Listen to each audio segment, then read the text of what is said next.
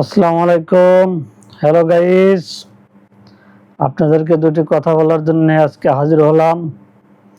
আগামী 15 দিনের মধ্যেই বড় ধরনের একটা ঘূর্ণিঝড় শক্তি আসতেছে।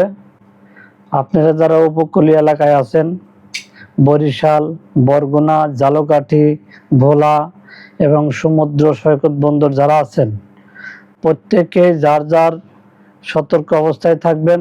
যখনই 10 নম্বর সংকেতে চলে আসবে তখন আপনারা কেউ তীরে থাকবেন না। এবং অন্যান্য ডিস্ট্রিক্ট যারা আছে, পার্শ্ববর্তী ডিস্ট্রিক্ট, তাদেরকেও সতর্ক করে দিচ্ছি, সবাই যার যার মাল নিজ দায়িত্বে হেফাজতে রাখবেন।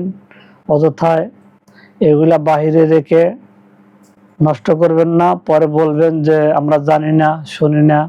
আপনাদের জানানোর জন্যই আজকে আমি এই উপস্থাপনাটা করলাম। এই জন্যে আপনারা যার যার কাছে ভিডিওটা যাবে সবাই সবাইকে শেয়ার করে দিবেন, যাতে সবাই সতর্ক হতে পারে। আসসালামু আলাইকুম।